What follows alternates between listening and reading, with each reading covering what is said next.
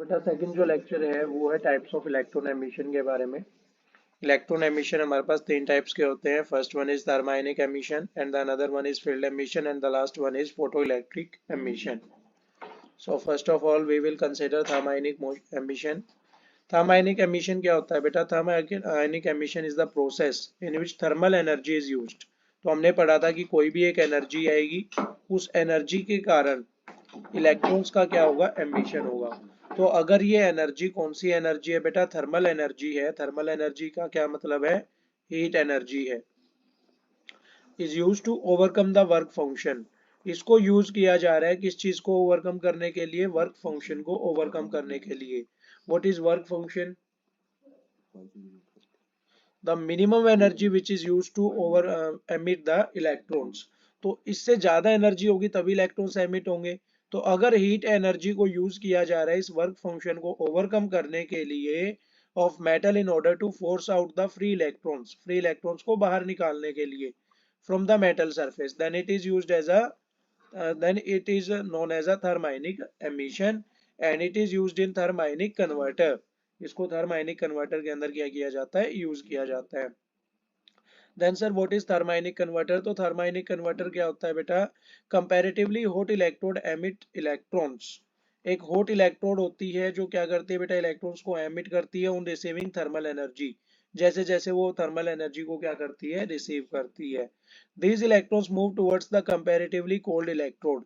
और ये जो इलेक्ट्रॉन्स हैं ये हॉट इलेक्ट्रोड से निकल के उस इलेक्ट्रोड की तरफ मूव करते हैं जो इलेक्ट्रो नेचर में क्या होती है? कोल्ड होती है। thus producing thermionic current. और इलेक्ट्रॉन्स की मूवमेंट की वजह से हमारे पास जो करंट प्रोड्यूस होता है उसे हम क्या बोलते हैं? थर्माइनिक करंट बोलते हैं या फिर क्या बोलते हैं बेटा? पावर बोलते हैं। So this is your thermionic emission. Thermionic emission के अंदर क्या हो रहा है बेटा? ये हमारे पास हॉट इलेक्ट्रोड है। हॉट इलेक्ट्रोड क्यों है? क्योंकि इसके ऊपर हम क्या कर रहे हैं? थर्मल एनर्जी रिप्रोड्यूस कर रहे हैं। जैसे जैसे थर्मल एनर्जी प्रोड्यूस कर रहे हैं ये हॉट हो जाएगी। यहाँ पे क्या आ जाएंगे? फ्री इलेक्ट्रॉन्स आ जाएंगे। इन फ्री इलेक्ट्रॉन्स की मूवमेंट क्या होगी बेटा? हॉट से कोल्ड की तरफ होगी। तो यहाँ से इलेक्ट्रॉन्स की मूवमेंट हो रही है तो करंट की डायरेक्शन क्या होगी?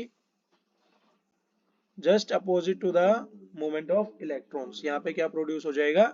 करंट प्रोड्यूस हो जाएगा। और इस करंट को हम क्या बोलेंगे? थर्माइनिक करंट, क्योंकि ये किससे प्रोड्यूस हो रहा है? थर्माइनिक एमिशन से प्रोड्यूस हो रहा है। क्लियर है बेटा?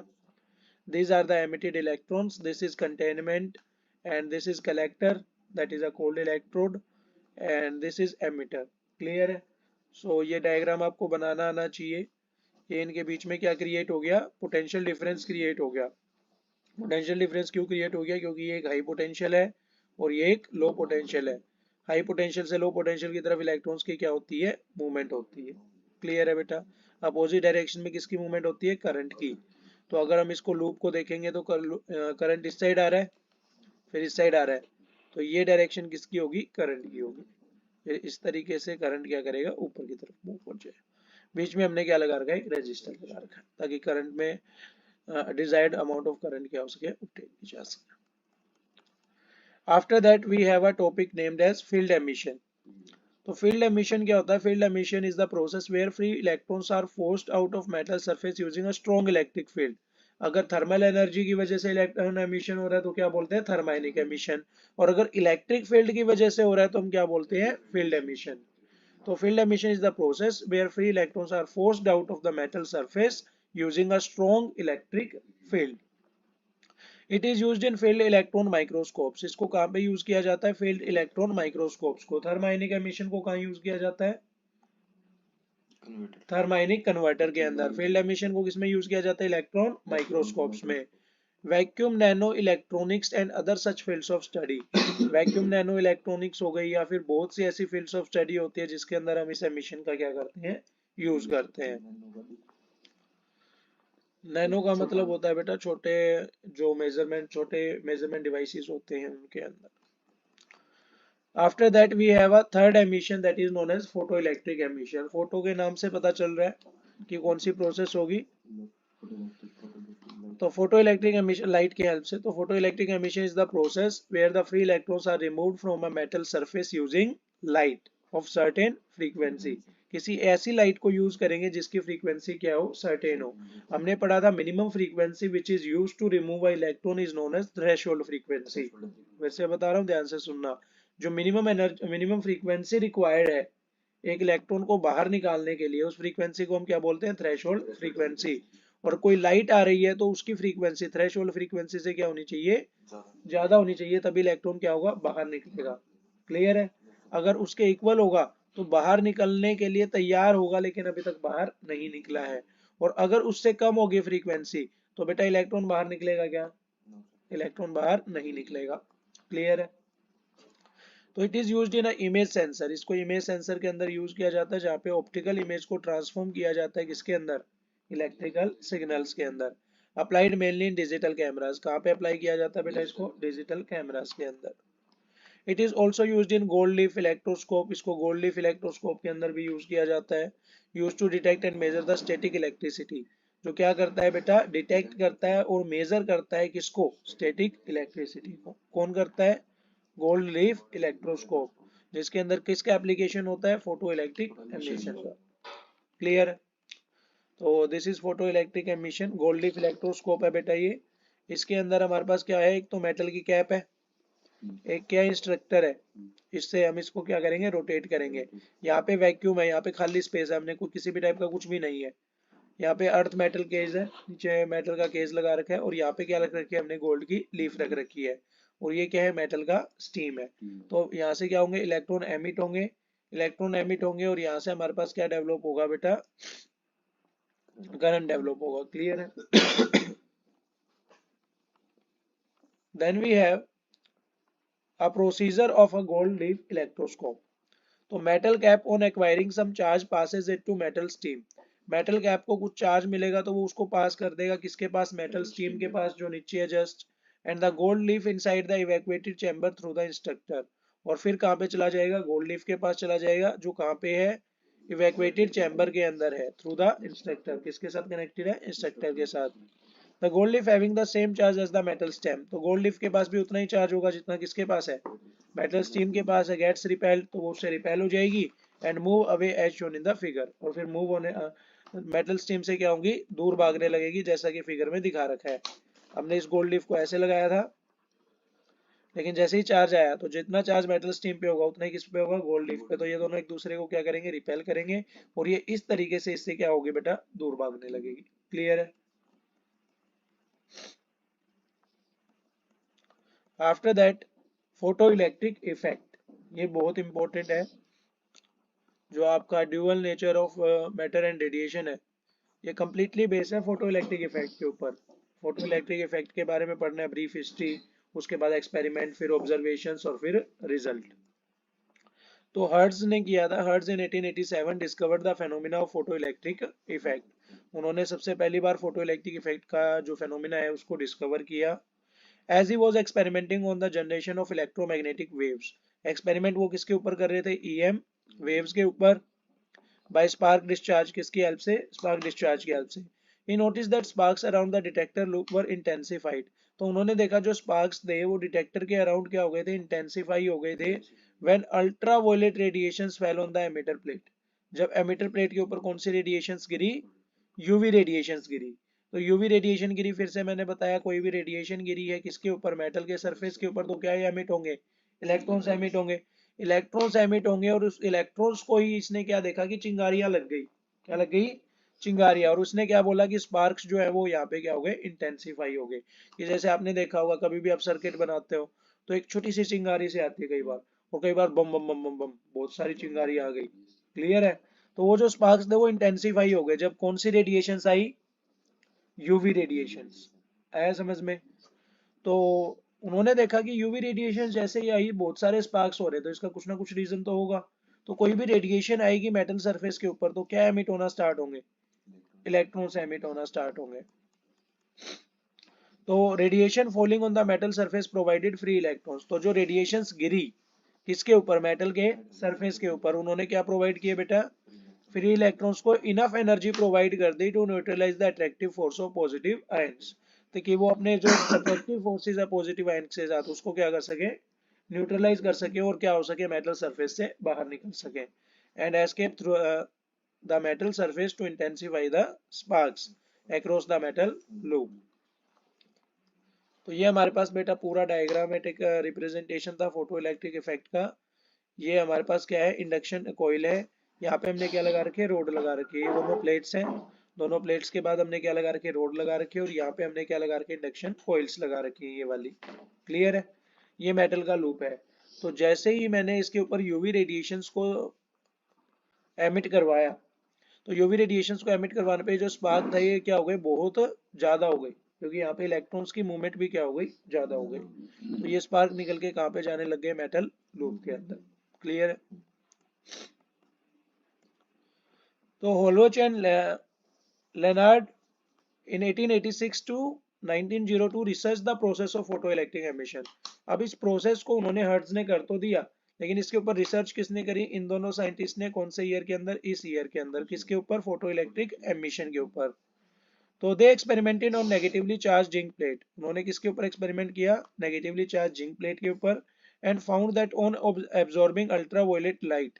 और उन्होंने देखा कि जब एब्जॉर्ब कर रहा था जिंक मेटल किसको, अल्ट्रावायलेट रेडिएशंस को, बिकेम न्यूट्रल। वो क्या हो जा रहा था, न्यूट्रल हो जा रहा था। दैट मीन्स हमारे पास एक नेगेटिवली चार्ज जिंक प्लेट है, तो इसने कुछ अल्ट्रावायलेट रेडिएशंस को क्या किया, एब्जॉर्ब किया, और फिर जिंक क्या हो गया, न्यूट्रल हो गया।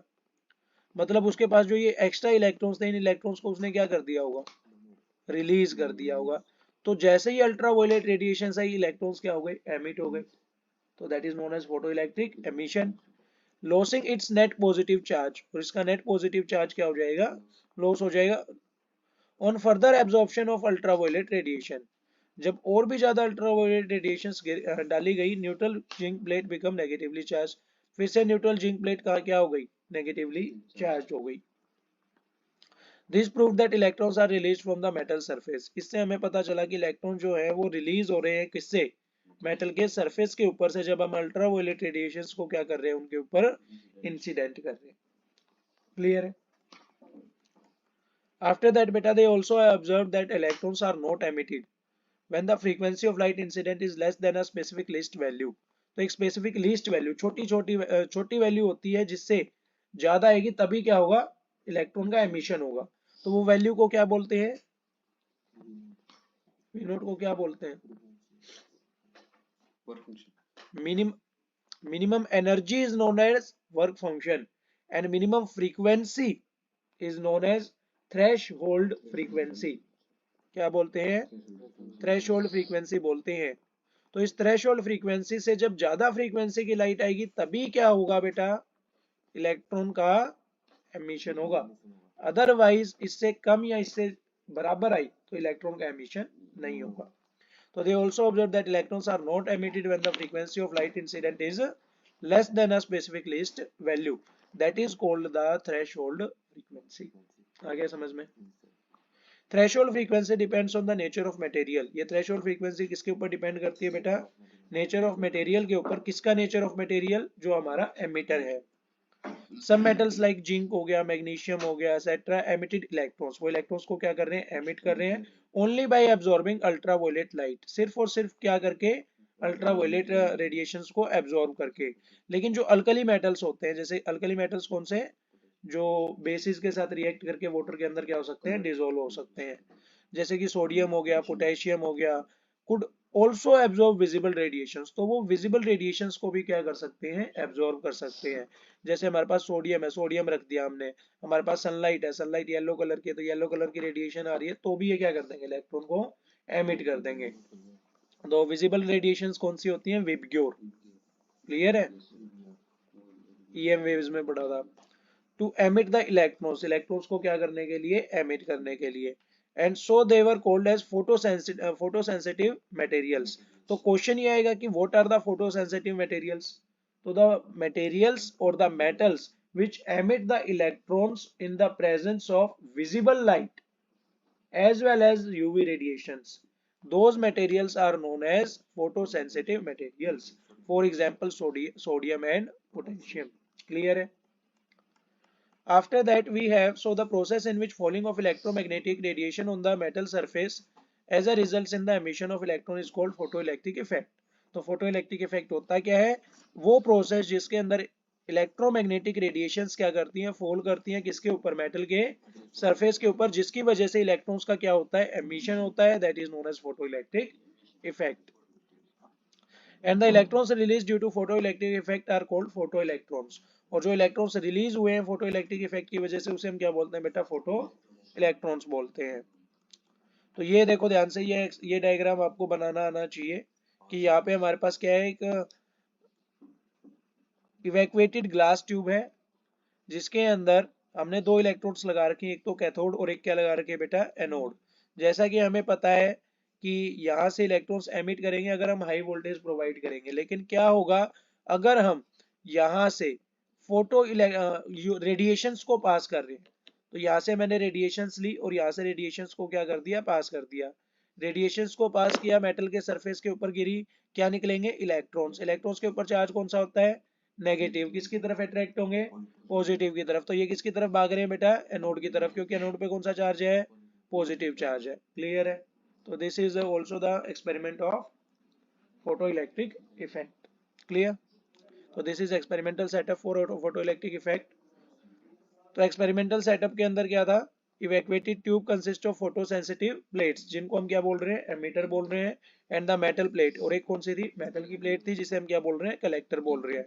सो that electrons could freely flow from emitter to collector, ताकि इलेक्ट्रॉन्स जो है वो एमीटर से कलेक्टर की तरफ आसानी से क्या कर सके, फ्लो कर सके, without any air resistance. Air resistance से बचने के लिए हमने क्या क्रिएट कर दिया था, वहां पे वैक्यूम क्रिएट कर दिया था कि हवा है ही नहीं, वहां पे खाली स्पेस है। फोटो सेंसिटिव प्लेट जो है, जो हमारी एमीटर है, टू एब्जॉर्ब विजिबल लाइट, उसने किसको एब्जॉर्ब किया, विजिबल लाइट को एब्जॉर्ब किया, तो क्या करेगी,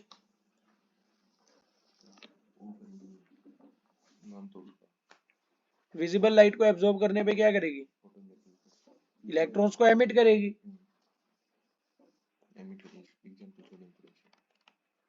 तो मेटल प्लेट कलेक्टर, अच्छा जो इलेक्ट्रॉन्स निकले हैं मेटल प्लेट, जो कलेक्टर है वो उसको क्या करेगा, इन इलेक्ट्रॉन्स को रिसीव करेगा, एमिटेड फ्रॉम द एमिटर, जो किससे एमिट हुए हैं, एमिटर से, दस कंस्टिट्यूटिंग अ फोटो इलेक्ट्रिक करंट, जिसके कारण इलेक्ट्रॉन्स की मूवमेंट हुई, और इलेक्ट्रॉन्स की मूवमेंट की वजह से क्या प्रोड्यूस होता है, current. That current will be known as photo electric current, flow from collector plate to the emitter, जो कहां से मूव करेगा, कलेक्टर से एमिटर पे, एमिटर से कलेक्टर के ऊपर। जैसे एमिटर ने क्या किया, इलेक्ट्रॉन्स को एमिट किया, तो एमीटर से कलेक्टर कौन मूव कर रहा है बेटा, इलेक्ट्रॉन्स मूव कर रहे हैं। तो इससे जस्ट अपोजिट डायरेक्शन में कौन मूव करेगा बेटा, करंट मूव करेगा। तो current is moving from collector to ammeter, opposite to the flow of the electrons. Is it clear. तो monochromatic light of short wavelength minimum meaning high frequency. तो जो monochromatic light होती है जिसकी वेवलेंथ क्या होती है, शॉर्ट होती है, कम वेवलेंथ वाली जो लाइट होती है, इलेक्ट्रोमैग्नेटिक वेव स्पेक्ट्रम पढ़ा था जिसके अंदर हमारे पास यूवी रेडिएशन, सारी रेडिएशंस थी, उसमें जो मिनिमम वेवलेंथ वाली लाइट होती है मोनोक्रोमेटिक लाइट, उसकी फ्रीक्वेंसी क्या होगी, हाई होगी। हमने पढ़ा था कि जैसे जैसे हम आगे जाते हैं वेवलेंथ क्या करती है, इंक्रीज करती है, लेकिन फ्रीक्वेंसी क्या होती है, डिक्रीज होती है। क्लियर है। तो दोनों का अपोजिट रिलेशन होता है। तो मोनोक्रोमेटिक लाइट जिसकी वेवलेंथ छोटी होगी तो फ्रीक्वेंसी क्या होगी, हाई होगी। तो battery to accelerate emitted electrons, battery लगा रखी है, बैटरी किस लिए लगा रखी है ये पता होना चाहिए। तो बैटरी किस लिए लगा रखी है, जो इलेक्ट्रॉन्स निकल रहे हैं उनको क्या प्रोवाइड कर सके, एक्सेलरेशन प्रोवाइड कर सके, थ्रू अ पोटेंशियल डिफरेंस। किसकी वजह से, पोटेंशियल डिफरेंस की वजह से। वोल्टमीटर लगा रखा है to measure the potential difference, किसके बीच में, एमीटर और कलेक्टर के बीच में, due to photo electric current. Ammeter लगा रखा है to measure the value of the photo electric current. Clear है। तो सबसे पहली बात, बैटरी को यूज कर रखा है। बैटरी को किस लिए यूज कर रखा है, ताकि जो इलेक्ट्रॉन्स निकल रहे हैं उन इलेक्ट्रॉन्स को क्या प्रोवाइड कर सके, एक्सेलरेशन प्रोवाइड कर सके, वो और भी फास्ट जाए। वोल्ट मीटर किस लिए लगा रखा है, एमीटर और कलेक्टर के बीच के पोटेंशियल डिफरेंस को पता लगाने के लिए। एमीटर किस लिए यूज कर रखा है, जो फोटो इलेक्ट्रिक करंट आ रहा है कहां से कहां, कलेक्टर से एमीटर की तरफ, उस करंट को मेजर करने के लिए। After that variation of photo electric current with intensity of radiation absorb, कि फोटो इलेक्ट्रिक करंट का क्या क्या इफेक्ट पड़ रहा है। जैसे हमारे पास यूवी रेडिएशन आई और एक हमारे पास विजिबल रेडिएशन आई, क्या दोनों से सेम करंट प्रोड्यूस होगा, ना सर। तो अलग अलग फोटो इलेक्ट्रिक करंट प्रोड्यूस होंगे जब हम अलग अलग इंटेंसिटी की क्या यूज करेंगे, रेडिएशन यूज करेंगे। तो क्या वेरिएशन आता है, तो when the values of photo electric current were plotted against the different values for intensity of light, जब हमने कर्व को ऑब्टेन किया जो किसके बीच में था, फोटो इलेक्ट्रिक करंट और इंटेंसिटी ऑफ लाइट के बीच में, it was observe to be a straight line. तो हमने क्या ऑब्जर्व किया कि क्या आ रही है, एक स्ट्रेट लाइन आ रही है पासिंग थ्रू द ओरिजन, जो कहां से पास हो रही है बेटा, ओरिजन से। इसका मतलब अगर हम इंटेंसिटी ऑफ लाइट को बढ़ाएंगे तो करंट भी क्या होगा, इंक्रीज होगा। क्लियर है। तो it prove that photo electric current which is number of photo electrons flowing per unit time is directly proportional to the intensity of incident. जितनी ज्यादा इंटेंसिटी की लाइट को प्रोड्यूस करेंगे उतने ज्यादा क्या निकलेंगे, जितने ज्यादा इलेक्ट्रॉन्स निकलेंगे उतना ज्यादा क्या आएगा, करंट। आ गया समझ में। तो that was the graph for photoelectric effect and intensity of light. You can easily see here, यहाँ पे इंटेंसिटी ऑफ लाइट अगर ये थी तो इस पॉइंट के ऊपर करंट क्या आ रहा था, ये आ रहा था। लेकिन जब मैंने इंटेंसिटी ऑफ लाइट ये ली तो हमारे पास करंट भी क्या हो गया, बढ़ गया। बढ़ क्यों गया, क्योंकि इंटेंसिटी ऑफ लाइट बढ़ाने पे इलेक्ट्रॉन्स की मूवमेंट क्या हो गई, इंक्रीज हो गई, ज्यादा इलेक्ट्रॉन्स एमिट होने लगे। After that variation of photo electric effect with potential applied. अब जो पोटेंशियल हमने अप्लाई कर रखा है उस पोटेंशियल से क्या इफेक्ट पड़ेगा, कि पोटेंशियल डिफरेंस हमने अप्लाई तो कर दिया कि उस पोटेंशियल डिफरेंस की वजह से क्या अपना वेरिएशन आ रही है, किसकी, करंट की। तो when collector plate was kept at higher potential, जब कलेक्टर प्लेट को किसके साथ कनेक्ट किया गया, हायर पोटेंशियल के साथ, एक्सेलरेटिंग पोटेंशियल के साथ with respect to the emitter. अभी तक हम क्या कर रहे थे, एमीटर से कलेक्टर को क्या, एमीटर से कलेक्टर की तरफ किसको मूव करवा रहे थे, इलेक्ट्रॉन्स को। तो एक्सेलरेट भी किसको करना पड़ेगा, एमीटर को। तो एमीटर को किससे कनेक्ट कर रखा था, हाई पोटेंशियल से। लेकिन अब की बार हम क्या कर रहे हैं, हाई पोटेंशियल से किसको कलेक्ट कर रहे हैं, कनेक्ट कर रहे हैं कलेक्टर को।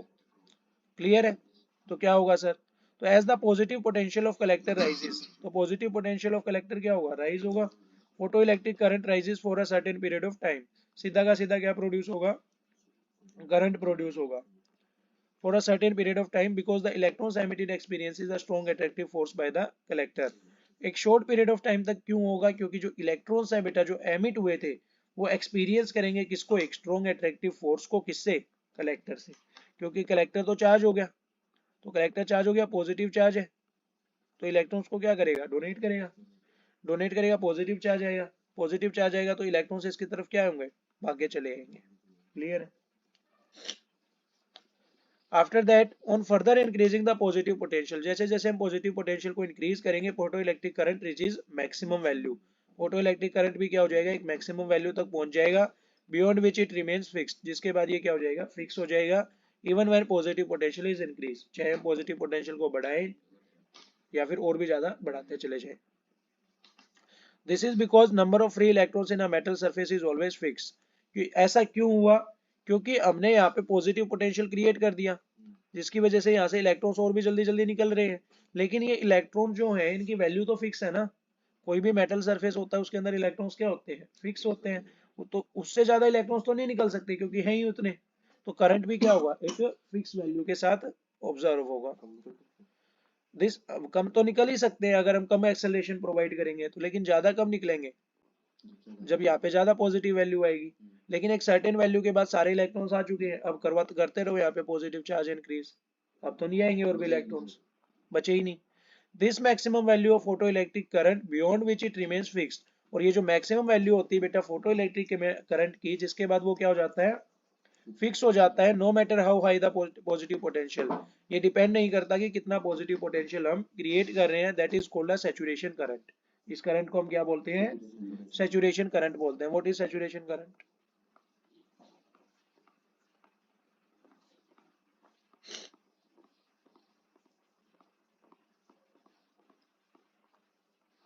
व्हाट इज सैचुरेशन करंट,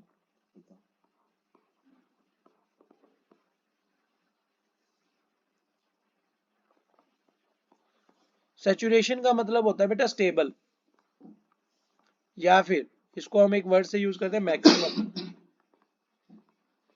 तो the maximum value of current